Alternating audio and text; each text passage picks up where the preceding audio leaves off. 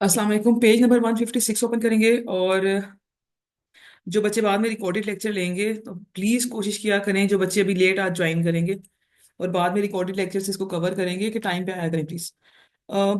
अच्छा, दरमियान में एक तो वीकेंड आ गया, फिर कल हमारा टेस्ट था तो थोड़ा सा बीच में गैप आ गया, तो इसलिए इट्स अ हम्बल रिक्वेस्ट कि ना एक दफा ये रिवाइज कर लेना। मेरे कहने पे 5 मिनट लगेंगे। डेटा टाइप से एक दफा रिवाइज कर लेना, यहाँ से उसकी प्रैक्टिस कर लेना क्वेश्चंस की। उसके बाद खास तौर पे बहुत डिटेल से ये डिव और मोड वाला जो टॉपिक पढ़ा था, अरिथमेटिक ऑपरेटर्स, ये तो इजी थे। डिव और मोड हमने पढ़ा था, मैं दोबारा अभी रिवाइज नहीं कराने लगी आपको, ये आपने अच्छी तरह से रिवाइज करना है, ठीक है ना। ये करने के बाद अभी आ जाओ पेज नंबर 156 के ऊपर। और हाँ, 156, रिलेशनल ऑपरेटर्स। पेज नंबर 156 है, इसे हम रिलेशनल ऑपरेटर्स कहते हैं। हेडिंग यूज होती है आपके पेपर में, and sometime we also call comparison operators. इसके लिए दो वर्ड्स यूज होते हैं, रिलेशनल ऑपरेटर और कंपैरिजन। आपके सिंबल्स मैथ्स में देखते रहे होंगे। इसमें एक बस छोटा सा पॉइंट जो आपने याद रखना है, वो ये है कि मैं भी आपको एक लिखवाऊंगी। मैंने अमूमन बच्चों को कॉमनली मिस्टेक करते हुए देखा है, तो आपने कोशिश करनी है कि आप वो मिस्टेक ना करें। वो क्या मिस्टेक है मैं आपको बताती हूँ, सामने स्क्रीन पे देखिएगा जरा। मोस्टली बच्चे, आप लोग मैथ्स में जब काम करते हो तो ये जो लेस देन इक्वल टू का सिंबल होता है, आप लोग इसके लिए नॉर्मली ये वाला सिंबल यूज करते हैं कि नहीं करते? करते हो ये वाला। कंप्यूटर के अंदर आपने ये सिंबल यूज नहीं करना, इसके आगे लिख लो बेशक, नोट यूज नहीं। बल्कि मैं सारे सिंबल्स इकट्ठे ही बना दूंगी, मैं सारे सिंबल्स आपको इकट्ठे बना दूंगी। एक ये सिंबल आपने कंप्यूटर में यूज नहीं करना होता, क्यों नहीं यूज करना होता उसकी मैं आपको रीजन दूंगी। एक ग्रेटर देन इक्वल टू के लिए आप लोग ग्रेटर देन ऐसे करके इक्वल टू ऐसे कर लेते हो, एक ये हो गया। एक नॉट इक्वल टू के लिए आप लोग नॉर्मली नॉट इक्वल टू को इस तरह से यूज करते हैं। ये तीनों जो सिंबल्स हैं आपके, ये तीनों सिंबल्स, इसके साथ आप एक साइड पे बेशक बना लें, नोट, ये लिख लें आप, ताकि आप ये मिस्टेक ना करें, नोट यूज्ड इन कंप्यूटर। क्यों नहीं यूज होते उसकी भी मैं आपको रीजन देती हूँ। आपने ये सिंबल भूल के भी पेपर में नहीं लिखने, अब ये आपने याद रखना है। कौन कौन से सिंबल्स की बात कर रही हूँ मैंने अभी, कौन कौन से सिंबल्स जो है वो आप लोगों के लिए ड्रॉ किए हैं। मैंने आप लोगों के लिए 3 सिंबल्स ड्रॉ किए हैं। कौन कौन से? एक हमने ये किया है लेस देन इक्वल टू, एक हमने किया है ग्रेटर देन इक्वल टू, और एक हमने किया है नॉट इक्वल टू। ये कंप्यूटर में इसलिए यूज नहीं होते कि आपके कीबोर्ड के ऊपर ये सिंबल्स बने हुए नहीं होते। आप ये सिंबल कीबोर्ड से टाइप नहीं कर सकते। ये मैं आपके सामने कीबोर्ड खोल रही हूँ, आप देख लो, इस कीबोर्ड पे ये वाले सिंबल नहीं होते हैं, ठीक है। तो आपने इसके लिए सिर्फ और सिर्फ यही वाले सिंबल यूज करने हैं जो ये लिखे हुए हैं। जैसे लेस देन और इक्वल टू, आप ऐसे लिखोगे लेस देन इक्वल टू। आप देखो कीबोर्ड के ऊपर आपके पास ये बने हुए होते हैं। अगर मैं आपको कीबोर्ड दिखाऊं और मैंने यहाँ पे अगर लेस देन इक्वल टू लिखना है, तो आप ये देखें, शिफ्ट करके लेस देन का सिंबल डाला और ये इक्वल टू डाल दिया, तो लेस देन इक्वल टू आप कीबोर्ड से टाइप कर सकते हैं। ये वाला जो मैथ्स में आप लोग सिंबल डालते हो वो आप कीबोर्ड से टाइप नहीं करते, तो कंप्यूटर में वो सिंबल यूज नहीं होते, ठीक है। इससे ज्यादा क्लियर मैं नहीं बता सकती। Is it clear Hamid, Dawood, Abdullah? और प्लीज टाइम पे, मैं अगर 1-2 मिनट ऊपर नीचे हो जाऊं करूं तो मतलब थोड़ा देख लिया करो, लेकिन ये है कि कोशिश किया करो पूरे 4:20, 21, 22 तक आप लोग रेडी हो क्लास अटेंड करने के लिए, ठीक है। मुझे वेट नहीं करना पड़ा करे। सो इज इट क्लियर कि लेस देन और ग्रेटर देन के ये वाले सिंबल हमने यूज नहीं करने। अब मैं इसको इरेज करने लगी हूं यहाँ से, ये सिंबल हम यहाँ पे यूज नहीं करेंगे। और मैं पेपर में ये मिस्टेक अगर आप करोगे तो मैं आपके मार्क्स काटूंगी, ताकि आपको नेक्स्ट टाइम याद रहे। अच्छा, बाकी इजी है। That is less than equal to, greater than equal to and not equal to. आप नॉट इक्वल टू के लिए लेस देन का सिंबल डालते हैं और साथ ही ग्रेटर देन का डाल देते हैं, तो हम पेपर में ये वाला सिंबल यूज करते हैं। एक और बहुत इंपॉर्टेंट पॉइंट, जो कि नीचे एग्जाम्पल में दिया हुआ है उसने यहाँ पे। आप मुझे बताएं, अब्दुल, आप इधर ही हो ना, आपसे पूछती हूँ, आप मुझे बताओ, अब्दुल, अगर ये स्टेटमेंट आपको पेपर में दिया देता है 5 इज ग्रेटर देन 2, आप इसका आंसर क्या लिखेंगे? वो पेपर में आपसे कहता है इज 5 इज ग्रेटर देन 2, क्या 5 ग्रेटर देन 2 है, क्या लिखोगे? यस। मेरा ख्याल है तुम सही आंसर बताओगे। अच्छा। ठीक है। हाँ जी, दाऊद और अब्दुल्ला। ठीक है, दाऊद और अब्दुल्ला बिल्कुल ठीक है। देखो, कहने का मतलब ये है, आप कोई सी भी वैल्यू डाल लें। आप अगर आपको अगर मैं ये कहती हूँ 3 इज ग्रेटर देन 50, तो आप कहोगे no ma'am, this is false. अगर मैं आपसे कहती हूँ 3 इज इक्वल टू 3, आप कहेंगे यस ट्रू।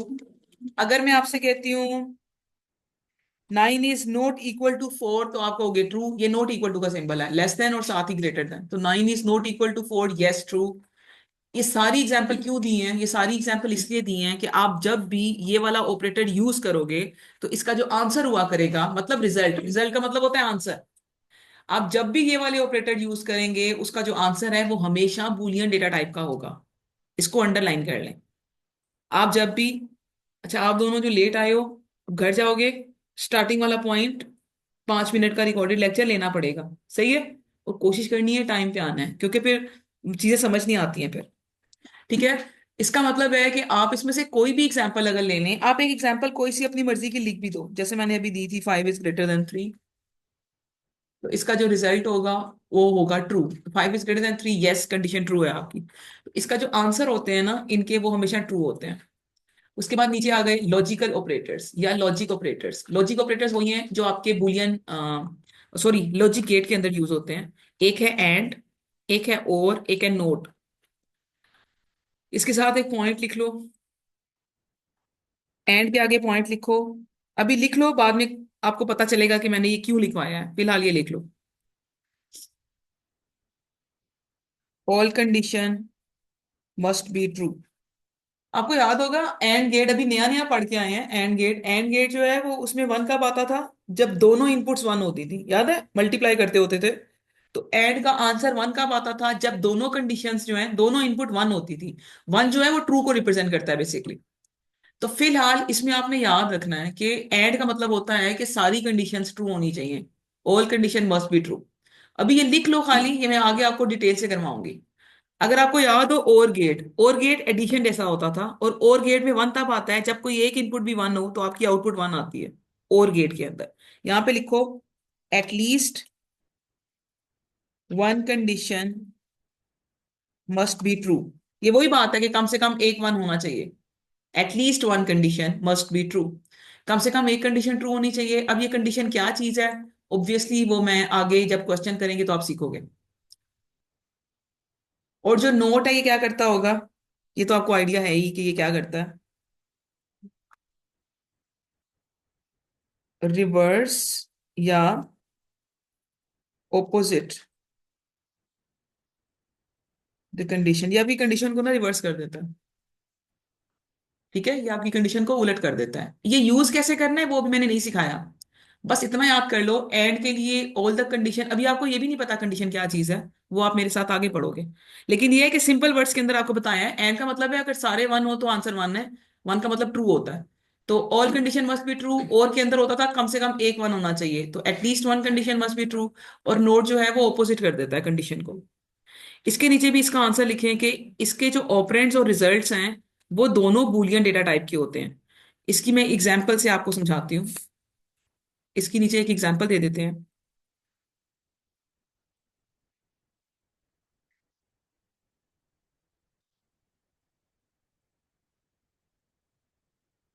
मैं आपको एग्जांपल से समझाती हूँ।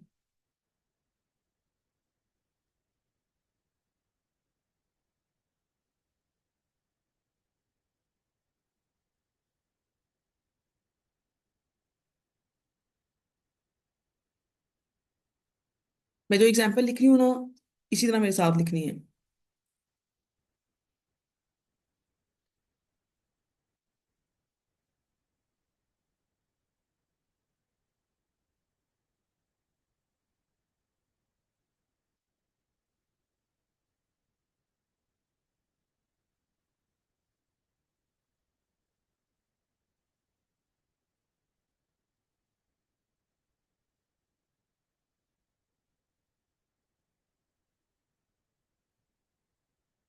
अच्छा आपको ये भी याद होगा, अगर आपको थोड़ा थोड़ा याद है तो, आपको याद है एंड गेट में कम से कम दो इनपुट होती थी, मतलब उसकी दोनों साइड से कुछ ना कुछ होना चाहिए। तो आप देख रहे हो एंड के साथ कम से कम दो इनपुट है।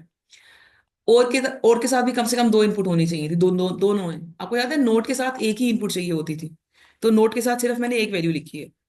अब जरा ऊपर वो मैंने रेड में डेफिनेशन देखी है ना, उनको गौर से पढ़ना। ये जो सामने देख रहे हो ना, ये जो वर्ड है, दिस इज कॉल्ड कंडीशन। मतलब पहली कंडीशन है 5 इज ग्रेटर देन 3। तो ये कंडीशन आपकी क्या हो जाएगी, ट्रू या फॉल्स? खाली 5 इज ग्रेटर देन 3 देखो, ये कंडीशन ट्रू है या फॉल्स है? बताओ आप चारों जो यहाँ बैठे हुए हो। 5 इज ग्रेटर देन 3, ट्रू है। बिल्कुल ठीक है। और जो ऑनलाइन है, मैं एक सेकंड थोड़ी सी सेटिंग कर लूँ, उसके बाद मैं आप सारों से जरा ना अच्छे से समझना। अच्छा थोड़ा सा ये शुरू वाली बेसिक्स आपकी स्ट्रोंग हो गई, चीजें आगे आसान हो जाएंगी। कलर चेंज कर लेती हूँ मैं, हाँ। 5 इज ग्रेटर देन 3, टी का मतलब है कंडीशन ट्रू है, ठीक है, मैं टी आप लोगों को समझाने के लिए लिख रही हूँ, इसका मतलब है कंडीशन ट्रू है। 4 इज ग्रेटर देन 9, पूरा लिख लेती हूँ, चलो ट्रू पूरा लिख लेते हैं। 4 is greater than 9, condition true है फॉल्स है। अब जरा ऊपर एंड की डेफिनेशन पढ़ो। एंड के अंदर कंपलसरी क्या होता है, आपकी सारी कंडीशन जो है वो क्या होनी चाहिए, ट्रू होनी चाहिए। एंड के लिए कंपलसरी होता है, बल्कि बल्कि इसके साथ एक और भी लिख लो साथ, इसके साथ एक और लाइन लिख दो, all condition must be true to get the result true. मतलब आप चाहते हो कि आपका आंसर ट्रू होना चाहिए एंड गेट के अंदर। अगर आप ये चाहते हैं कि आपका आंसर ट्रू होना चाहिए तो उसके लिए जरूरी है कि सारी कंडीशंस ट्रू हो, ठीक है। तो सिर्फ रेड को फोकस करो, सॉरी सिर्फ एंड को फोकस करना, all condition must be true to get the result true. आप मुझे बताओ इस लाइन का आंसर क्या आना चाहिए आपके पास, इसका आंसर क्या आना चाहिए। 5 is greater than true, okay, एक कंडीशन ट्रू है, एंड 4 इज ग्रेटर देन 9, एक कंडीशन फॉल्स हो गई है। इसका मतलब है इसका जो रिजल्ट आपके पास आएगा, जो आपके पास फाइनल आंसर आएगा, वो आपके पास आएगा, इसका जो आंसर आपके पास आएगा वो आएगा आपके पास फॉल्स। मुझे बताओ ये चीज क्लियर है, ऑनलाइन वाले भी और इधर वाले भी। किसी को कोई कंफ्यूजन होगी तो आप मुझे रोक के पूछोगे, या एक और वाला भी करवाने दो, उसके बाद कर लेते हैं। पहले मुझे बताएं, इज इट क्लियर। इधर आप चारों बैठे हुए, एंड का मतलब होता है कि उसकी दोनों साइड्स की जो कंडीशन है अगर वो दोनों ट्रू होंगी तो ही उसका जो फाइनल आंसर है वो ट्रू होगा, ठीक है। एंड में ऊपर लिखा हुआ है all the condition must be true, तो ऑल में यहाँ पे दो ही दी हुई थी, एक ट्रू हो गई है पहली वाली, दूसरी वाली फॉल्स हो गई है, तो आपका फाइनल आंसर जो बनेगा वो फॉल्स बनेगा। इसके बाद नीचे आ जाओ, और पे आ जाओ। और को देखो गौर से जरा, अब आप और को फोकस करो। और में अगेन सेम सेम सिचुएशन है, आपकी पहली कंडीशन ट्रू हो गई है, पहली कंडीशन ट्रू हो गई है, दूसरी कंडीशन आपकी फॉल्स हो गई है। अब आप ऊपर और की डेफिनेशन देखो, at least one condition must be true to get the answer true. और में कम से कम आपकी एक कंडीशन जो है वो ट्रू होनी चाहिए। और को देखो ना गौर से, एटलीस्ट वन, कम से कम एक कंडीशन ट्रू होनी चाहिए। तो आप देखो नीचे यहाँ पे 5 इज ग्रेटर देन 3, ये ट्रू हो गई है, तो दूसरी फॉल्स भी हो तो इट्स ओके, क्योंकि और यूज हुआ है दरमियान में। तो और के अंदर अगर एक कंडीशन भी ट्रू हो तो इट मीन्स कि आपका आंसर जो है वो ट्रू है,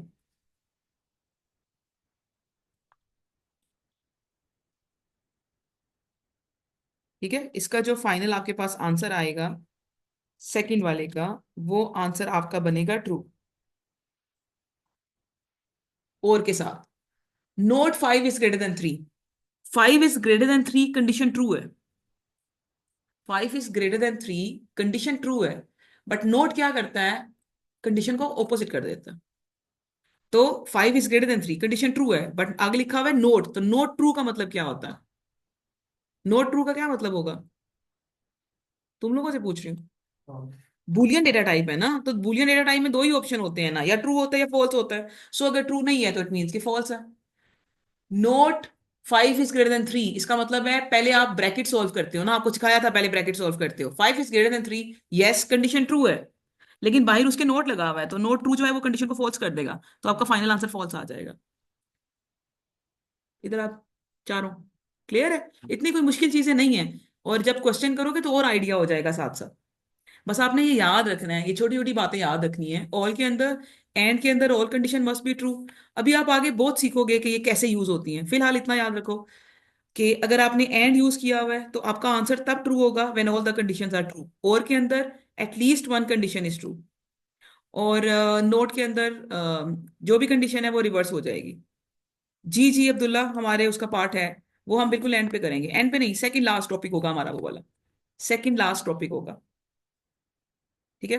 अब आ जाओ पेज नंबर 157 पे, आहिस्ता आहिस्ता आप एल्गोरिदम्स के नजदीक आते जाएंगे। 157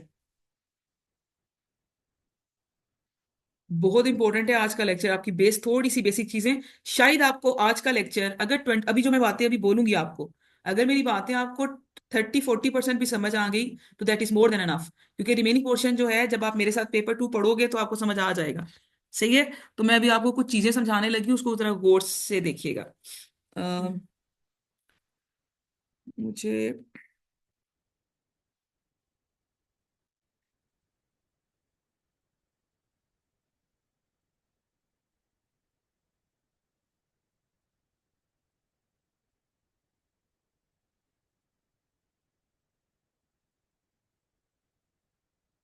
मैं वो कोई चीज समझाना चाहती हूँ, तो मैं जरा लिख लूँ, मुझे अगर कोई अच्छी सी एग्जांपल मिल जाए तो मैं तो उसको उठाऊं फिर आपके लिए।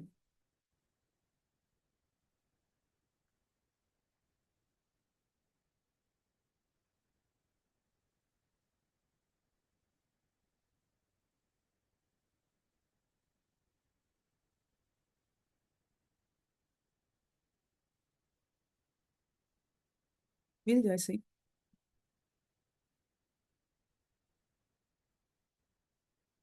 जो चीज मैं आपको दिखाना चाहती हूँ ना, अगर मुझे मिल जाए, ताकि मैं आपको समझा सकूँ कि मुझे चाहिए क्या चीज।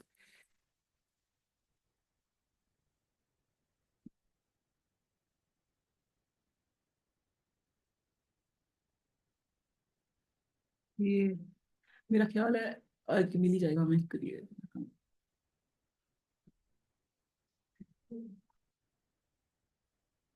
और बल्कि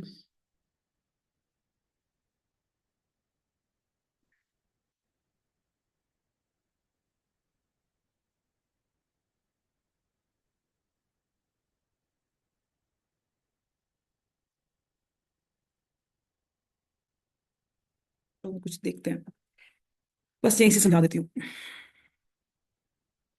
अभी देख रहे हो ये टेक्स्ट बॉक्स है सामने स्क्रीन में, देखिएगा टेक्स्ट बॉक्स है। अब अभी जो घर बैठे हैं जो यहाँ बैठे हैं, आप मुझे बता सकते हैं रैम की सिंगल लाइन कोई डेफिनेशन, रैम क्या चीजें स्टोर करती थी? जो यहाँ बच्चे बैठे हुए हैं आप लोग भी, और जो घर बैठे हुए हैं आप लोग भी, मुझे कोई सिंगल लाइन में बता सकते हो रैम में क्या चीज स्टोर होती थी? ये सबसे इंपॉर्टेंट, मोहम्मद बिन असद, ठीक लिखा है आपने, बट इंपॉर्टेंट पॉइंट क्या है? आप सुनो मेरी बात, अब ठीक है, बस ठीक है, जितना लिखा ठीक है, दाऊद आपका भी ठीक है।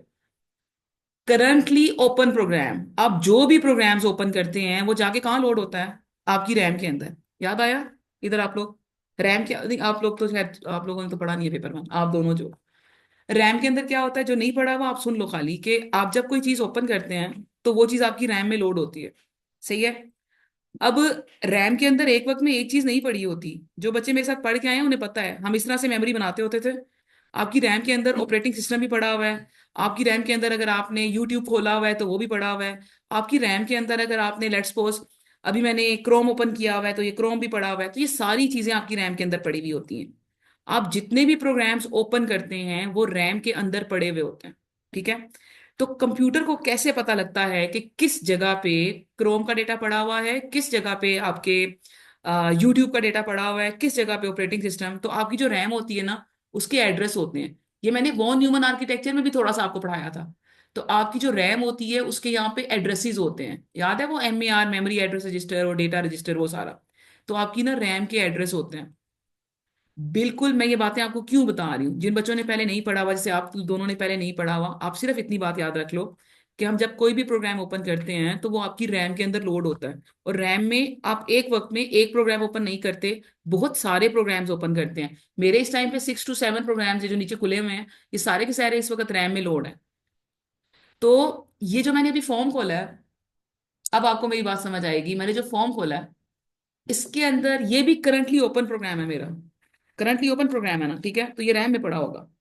आप जब इसके अंदर कोई डेटा डालते हैं, ईमेल या फोन नंबर, मैं कोई भी डेटा डालती हूँ, मैंने अपना फोन नंबर डाला, ये मेरा डेटा है जो मैं इसके अंदर एंटर कर रही हूँ।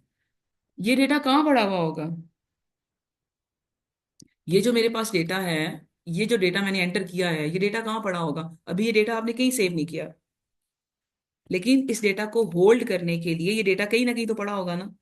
तो ये data basically, all the open programs are loaded into RAM. तो ये जो डेटा आपने अभी लिखा है, जब तक आप नेक्स्ट पे क्लिक नहीं करोगे, तो ये डेटा आपका जो है ये किसी ना किसी रैम के अंदर पड़ा हुआ है। ठीक है। अब रैम के अंदर जिस जगह पे ये डेटा पड़ा हुआ होगा, अब मैं ज्यादा डेप्थ में नहीं जाती क्योंकि मैं ओ लेवल्स को पढ़ा रही हूँ। ओ लेवल्स में आप समझो ये आपकी मेमोरी है जिसे हम रैम कहते हैं। ठीक है। ये आपकी मेमोरी है जिसे हम रैम कहते हैं। इसमें थोड़ी देर के लिए सोचो, बहुत सारे प्रोग्राम इसके अंदर पड़े हुए हैं, लेकिन इसके अंदर जो ये वाला पोर्शन है, ये जो पोर्शन है, इस पोर्शन के अंदर जब आपने ये डेटा लिखा ना, ये वाला, तो आप सोचें आपकी रैम के अंदर ये यहाँ पे पड़ा हुआ है 5691। ये मैंने ये डेटा डाला हुआ है, थोड़ा सा छोटा कर देते हैं। थोड़ी सी बेस बनाने के लिए ना ये बातें समझनी थोड़ी सी जरूरी होती है। ठीक है।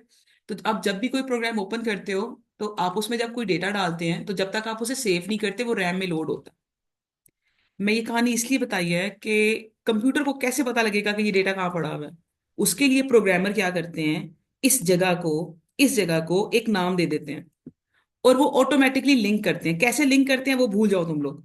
जो मैं समझाने की कोशिश कर रही हूँ वो सिर्फ ये लिखो कि जब आप यूजर से कोई वैल्यू लेते हैं, जब आप यूजर से कोई वैल्यू लेंगे, वो वैल्यू आपकी जिस जगह पे जाके सेव होती है रैम में, आप उस जगह को कोई नाम दे देते हैं। जैसे मैं इस जगह को कोई नाम दे देती हूँ, लेट्स सपोज यूजर नेम। ठीक है, ये जो नाम है इसे हम कहते हैं, ये जो नाम मैंने लिखा है ना अभी, आप XYZ ABC कोई भी नाम रख सकते हो। बट ये इसलिए प्रोग्रामर रखते हैं ताकि उन्हें पता लगे कि रैम के अंदर एक वक्त में एक प्रोग्राम ओपन नहीं होता, बहुत सारे होते हैं। तो हमने जो डेटा अभी एंटर किया है वो रैम में किस जगह पड़ा हुआ है, तो वो उस जगह को एक नाम दे देते हैं और कंप्यूटर ऑटोमेटिकली वो नाम जो है वो लिंक कर देता है उस डेटा के साथ। तो मैंने इस जगह को क्या नाम दिया है, यूजर नेम। ये जो मैंने यूजर नेम नाम दिया है ना अपनी जगह को, इसे कहते हैं, अब आपके नोट्स पे आते हैं, इसे कहते हैं वेरिएबल। ये जो मैंने यूजर नेम वाला नाम दिया था ना, इसे कहते हैं वेरिएबल। वेरिएबल की डेफिनेशन देखो क्या लिखा हुआ है, variable is a named storage location in memory. एक ऐसी लोकेशन जिसे आप कोई नाम दे देते हैं उसे वेरिएबल कहते हैं। ठीक है, एक ऐसी लोकेशन जिसे आप कोई नाम दे देते हैं उसे कहते हैं variable.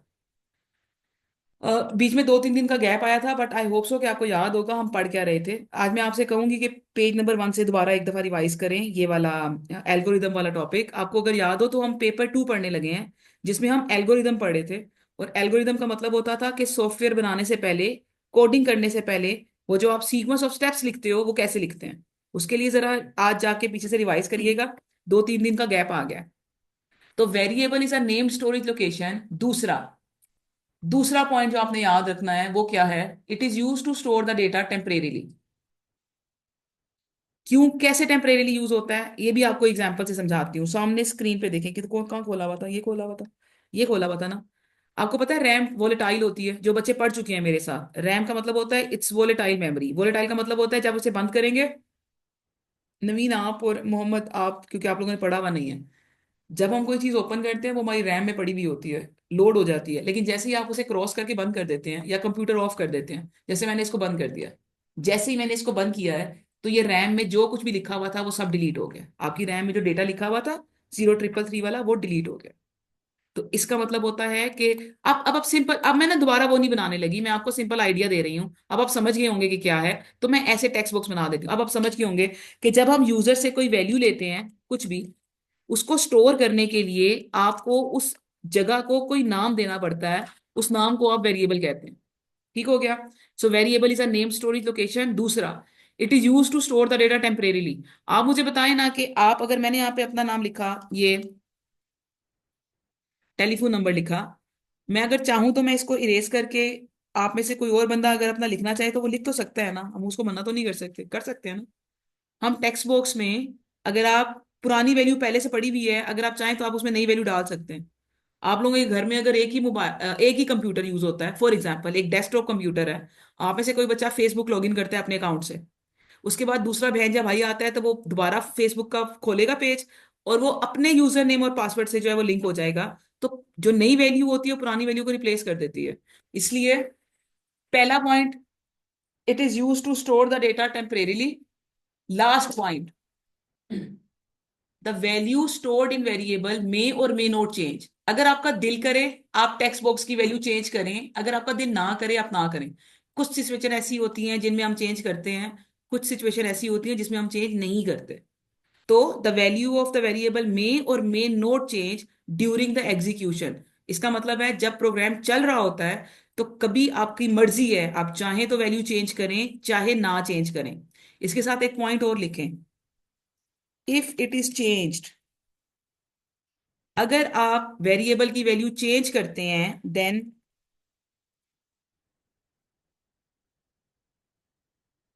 New value overrides the previous value. इसका मतलब है कि नई वैल्यू पुरानी पुरानी वैल्यू को ओवरराइड कर देती है। स्पेलिंग मिस्टेक हुई देख लीजिएगा। ठीक है। तो आपकी जो नई वैल्यू है वो पुरानी वैल्यू को क्या कर देती है, रिप्लेस कर देती है। इसे कहते हैं वेरिएबल। सबसे इंपॉर्टेंट चीज जो आपके है, मैं अभी कल परसों आइंदा आने वाले दिनों में ये चीजें आपको डिटेल से कराऊंगी।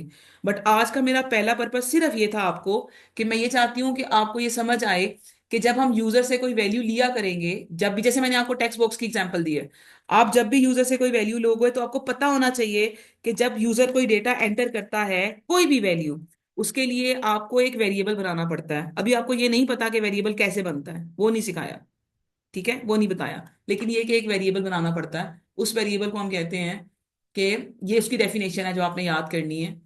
अच्छा, अब मुझे एक बात बताओ, मैं यहाँ पे एक टेक्स्ट बॉक्स बनाती हूँ। अब मैं आप लोगों से कुछ बातें पूछूंगी, जो आप लोग इधर बैठे हुए हो और जो घर पे हैं। मैंने दो, आप समझो ये दो टेक्स्ट बॉक्स मैंने बनाए हैं, ठीक है। ये वो टेक्स्ट बॉक्स है जिनके अंदर डेटा यूजर डालेगा। और इसके अंदर एंटर यूजर नेम, इसके अंदर हम एक नाम लिखते हैं यूजर नेम, इसके अंदर हमने यूजर नेम एंटर करना है। और इसके अंदर हम कहते हैं एंटर पासवर्ड। आपने बहुत दफा इस तरह की चीजें देखी होंगी जिसमें आप लोग यूजर नेम और पासवर्ड वगैरह जो है वो एंटर करते हो। सो इसमें हमने पासवर्ड एंटर करना है, और इसके अंदर हमने यूजर नेम एंटर करना है, ठीक है। आपको बताने लगी हूँ कि ये जो टेक्स्ट बॉक्स हैं, सिंपल वर्ड्स के अंदर, अभी हम डेप्थ में नहीं जाएंगे, ये जो टेक्स्ट बॉक्स हैं, आपको इनको कोई नाम देना होता है। ये रूल होता है, ठीक है। क्यों देते हैं, कैसे देते हैं, वो भी नहीं सिखाया। आपको बताया है कि जब भी आपको लगे दिमाग के अंदर कि अच्छा यहाँ पे एक टेक्स्ट बॉक्स बनाने की जरूरत है, इसका मतलब है कि आपने जब भी कोई डेटा होल्ड करना होता है, आपको उसको एक नाम देना पड़ता है। मुझे बताएं, ये जो वैल्यू मैंने टेक्स्ट बॉक्स बनाया है, इसमें लिखा हुआ है एंटर यूजर नेम। आप इस टेक्स्ट बॉक्स को क्या नाम देंगे? बल्कि मैं दो नाम देती हूँ, आप मुझे बताइएगा ज्यादा अच्छा नाम कौन सा है। ये जो मेरा टेक्स्ट बॉक्स है, इसको मैं दो नाम देती हूँ। एक नाम देती हूँ, ठीक है, दो नाम देती हूँ। एक नाम देती हूँ, इसका मतलब है यूजर नेम जैसे, एक ये नाम देती हूँ। और एक नाम देती हूँ एक्स वाई जी। इन दोनों में से अगर मैं आपसे कहूं कि आपको कोई एक नाम रखना है, आपको कोई एक नाम यूज करना है, तो आपको ज्यादा रेलिवेंट नेम कौन सा लग रहा है? यू नेम या एक्स वाई जी? ज्यादा रेलिवेंट कौन सा है, बताओ तुम चारों। इधर मोहम्मद, रेलिवेंट कौन सा है? एक ऐसा टेक्स्ट बॉक्स है जिसमें आपने यूजर से उसका नाम एंटर करवाना है, और आप उस जगह को कोई, उसका उस लोकेशन, उस जगह को कोई नाम देना है। मैं आपको दो ऑप्शन दे रही हूँ, आप उस जगह को नाम दे सकते हैं, या यू नेम दे दें, यू मतलब यूजर, यूजर नेम, या आप उस जगह को नाम दे दें एक्स वाई जी। आपको क्या लगता है, दोनों में से कौन सा रेलिवेंट है ज्यादा? किसको देख के फौरन पता लगेगा कि अच्छा इस जगह पे आप क्या एंटर कर रहे हो? You name. समझ आ रही चारों को? इधर ऑनलाइन वाले बच्चे, यू नेम ना, आप यूजर नेम पूरा भी लिख सकते हैं। अभी अभी आप वो भी सीखोगे कि क्या नाम रख सकते हैं और क्या नहीं रख सकते। कहने का मतलब ये है कि आपने देखा है ये बोल्ड हुआ हुआ है, बोल्ड होने का मतलब है कि इंपॉर्टेंट है। यहाँ पे सबसे पहली लाइन जो बोल्ड हुई है वो क्या लिखी हुई है? Variable name must be meaningful. इसका मतलब है जब आप नाम रखा करोगे तो आपके नाम मीनिंगफुल होने चाहिए। आपके पेपर में लिखा हुआ होता है कि आपके वेरिएबल के जो नाम है वो मीनिंगफुल होने चाहिए। इसका मतलब है एक्स वाई जी अच्छा नाम नहीं है, क्योंकि वो मीनिंगफुल नहीं है, ठीक है। सो नेक्स्ट पॉइंट, अभी आपने कुछ सीखा नहीं है बहरहाल, लेकिन ये कि नेक्स्ट पॉइंट ये है कि आपने आपका जो वेरिएबल का नाम है वो मीनिंगफुल होना चाहिए। उसके बाद आगे, अभी नाम तो पहले पढ़ लें, इसलिए इसको छोड़ते हैं थोड़ी देर के लिए, डिक्लेरेशन छोड़ते हैं, ये मैं कल करवाऊंगी। नीचे आ जाते हैं, अब आपको थोड़ा सा मैं याद करा देती हूँ कि आपके जो वेरिएबल का नाम है उसके कुछ रूल्स हैं। मैं आपको दो तीन रूल्स टिक करूंगी, वो आपने जरा सुनने हैं।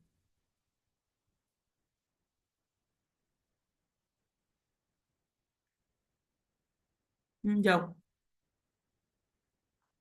अच्छा, इसमें सबसे इंपॉर्टेंट बात, अब मैं कल आपसे ये पूछूंगी, ठीक है, सबसे इंपॉर्टेंट बात, इसको नंबर वन कर लो। इस वाली हेडिंग को, इसको, इस पॉइंट को नंबर वन कर लो। और ये भूलना नहीं है, ये हमेशा याद रखना है, ये सबसे इंपॉर्टेंट है, जिसमें बच्चे मिस्टेक करते हैं। आप इसको नंबर वन की हेडिंग दे दें।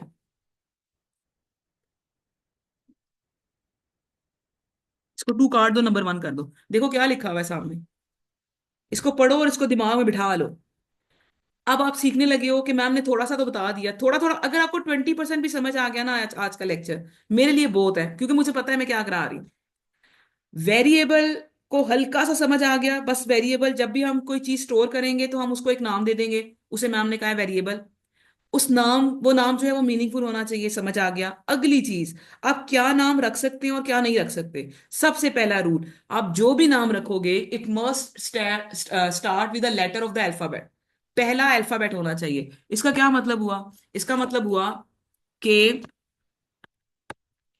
फॉर एग्जाम्पल, मुझे बताना इसमें से कौन सा टिक करेंगे, कौन सा सही होगा, कौन सा गलत होगा। फॉर एग्जाम्पल, मैं एक वेरिएबल का नाम रखती हूँ num1, मतलब नंबर वन, और एक वेरिएबल का नाम रखती हूँ वन नाम। तो मुझे बताओ कौन सा वाला ठीक होगा इस रूल के हिसाब से। num1, very good. इस रूल के हिसाब से इसको करेंगे टिक, इसको टिक कर देंगे और इसको क्या कर देंगे, क्रॉस कर देंगे। क्यों? क्योंकि इसका जो पहला वर्ड है वो अल्फाबेट नहीं है। सबसे पहली चीज, जब मैं क्लास में कल आपके पास आपसे पूछूं तो आपको जो याद होनी चाहिए वो ये है, आप जब वेरिएबल का नाम रखेंगे उसका पहला लेटर हमेशा अल्फाबेट होना चाहिए। ठीक है, पहला लेटर अल्फाबेट, बाकी रेस्ट ऑफ द नेम, मतलब बाकी का जो नाम है वो क्या होना चाहिए, रेस्ट ऑफ द नेम जो है that is the combination of capital alphabets, small alphabets, 0 से लेके 9 तक के डिजिट्स,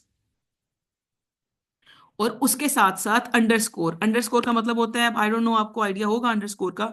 अंडरस्कोर का मतलब होता है ये जो यहाँ इस तरह से लाइन डालते हैं हम लोग, ये ऊपर भी लिखा हुआ है, आप यहाँ से बेशक हाईलाइट कर लें, एक ही बात लिखी हुई है। आपका जो वेरिएबल का नाम है, आपके जो वेरिएबल का नाम है, इसको बेशक इसको उस नीचे वाले को छोड़ के बेशक इसको टू कर लो, बल्कि नहीं नहीं, टू नहीं करना, सॉरी, अभी इसको टू नहीं करना, टू किसी और को करवाऊंगी।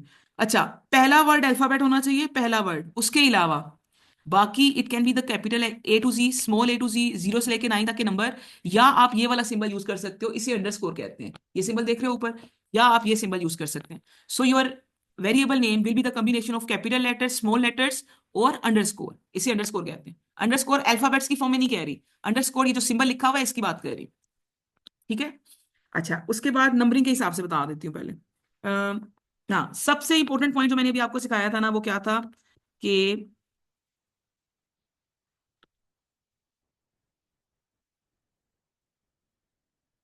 एक मिनट, मैंने आपको कहा था नंबर 1 पे इसको कर लो, इस must start with the letter. Number 2 पे इसको कर लो, मतलब पेपर में अगर लिखा हुआ आएगा तो आपने ये रूल लिखना है, क्या लिखा हुआ है, space must not be used. इसकी एग्जांपल लिख लो आगे।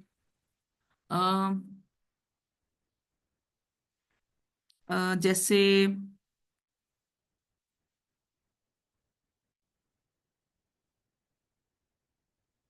एक वेरिएबल ये है, ठीक है, और एक वेरिएबल ये है टोटल सम। रूल्स के हिसाब से कौन सा वाला ठीक है, फर्स्ट वाला सेकंड वाला? सेकंड वाला। इसको टिक कर देंगे, इसको क्रॉस कर देंगे। ये वो मिस्टेक्स हैं जो बच्चे सबसे ज्यादा ज्यादा करते हैं, इसलिए मैं उनको फोकस कर रही हूँ। मैंने दो चीजें आपको सिखाई हैं, वेरिएबल का नाम जब हम लिखेंगे, क्योंकि कल से हमने ये काम करना है, वेरिएबल का नाम जब हम लिखेंगे the first letter must be an alphabet. Second, there is no space in variable name. अगर स्पेस होगी तो मैं पेपर में आपको मार्क्स नहीं दूंगी, आप आगे टेस्ट दिया करोगे, मैं आपको टेस्ट में नंबर नहीं दूंगी। आप चाहे मुझे कहें कि मैम मैंने स्पेस नहीं डाली, ऐसे ही आपको लग रहा है, लेकिन अगर स्पेस लग रही होगी मैं आपको मार्क्स नहीं दूंगी। तीसरा point, it must not be a reserve word. Reserve word होते हैं, जैसे अभी आप पीछे पढ़ के आए हो कुछ, रिजर्व रिजर्व वर्ड का मतलब होता है जो आप किसी और काम के लिए यूज नहीं कर सकते, जो पहले से किसी एक स्पेसिफिक पर्पस को डेडिकेट कर दिए हैं, उन्हें कहते हैं रिजर्व वर्ड्स। आपको याद है आप पीछे डेटा टाइप्स पढ़ के आए हो, इंटीजर, स्ट्रिंग, बूलियन। तो अगर आप गौर करें तो इंटीजर INTEGER अल्फाबेट्स हैं, तो रूल्स के हिसाब से तो वो ठीक है, पहला वर्ड अल्फाबेट है, INTEGER, इंटीजर। लेकिन इंटीजर का मतलब होता है कि आप इसमें होल नंबर सेव कर सकते हैं, तो इंटीजर का जो वर्ड है वो आप वेरिएबल का नाम नहीं रख सकते। इसी तरह से स्ट्रिंग वेरिएबल का नाम नहीं रख सकते, बूलियन वेरिएबल, क्योंकि वो रिजर्व हो गए हैं डेटा टाइप्स के लिए। तो इसका मतलब है, पहला पॉइंट है पहला लेटर अल्फाबेट होना चाहिए, दूसरा पॉइंट है it space must not be use, तीसरा पॉइंट है it must not be a reserve word. कुछ रिजर्व वर्ड आप लोग आगे भी सीखोगे। और फोर्थ पॉइंट आप बेशक कह लो कि आपका जो वेरिएबल है it's a combination of capital alphabets, small alphabets और अंडरस्कोर। ठीक है, ये बस चार मेन इंपॉर्टेंट पॉइंट्स हैं, मैं बाकी अभी डिस्कस ही नहीं करना चाहती आपके साथ, तीन चार और भी हैं लेकिन वो अभी नहीं, आपने सिर्फ इन चार को फोकस करना। आज के लिए बस इतना ही है, मुझे सिर्फ बता दें कि आपको मेरी बातें समझ आ गई हैं। ठीक है, शुरू के 2-3 दिन हम थोड़े स्लो होंगे, लेकिन जब आपकी पेस बन जाएगी फिर हम जल्दी जल्दी काम करेंगे। आप मुझे येस और नो कर दें कि आपको ये बातें समझ आ गई हैं। इधर आप चारों, ठीक हो गया जो बातें कही हैं। और छोटी सी आपसे एक रिक्वेस्ट है, घर जब आज जब जाओगे घर, तो कल की क्लास से पहले, इट्स अ हम्बल रिक्वेस्ट, कल की क्लास से पहले आप लोगों ने एक छोटा सा काम करना है। आप समझो जैसे मैम ने टेस्ट लेना है, ये जो आपको सूडो कोड जहां से स्टार्ट करवाया था ना, ये है पेज नंबर 149, प्लीज ये लाजमी करिएगा। पेज नंबर 149 से लेके आज तक जितना काम कराया है उसको रिवाइज करना है, क्योंकि बीच में गैप आ गया था, वीकेंड आ गया था, फिर बीच में टेस्ट का गैप आ गया। तो प्लीज पेज 149 से लेके जहां पे हमने ये एल्गोरिथम्स पढ़ने शुरू किए थे, यहां से रीड करोगे, रिवाइज करो, ऐसे जैसे मैडम ने कल टेस्ट लेना है। और आज तक जितना हमने पढ़ा है वो पूरा आपने कल तक रिवाइज करना है, ताकि फिर मैं आगे जरा अच्छे से समझा सकूं, ठीक है। सो आज के लिए बस इतना ही है। कोई कंफ्यूजन होगी तो वो आप कल मेरे से डिस्कस करिएगा, ठीक है। चलो, ओके, टेक केयर, अल्लाह हाफिज।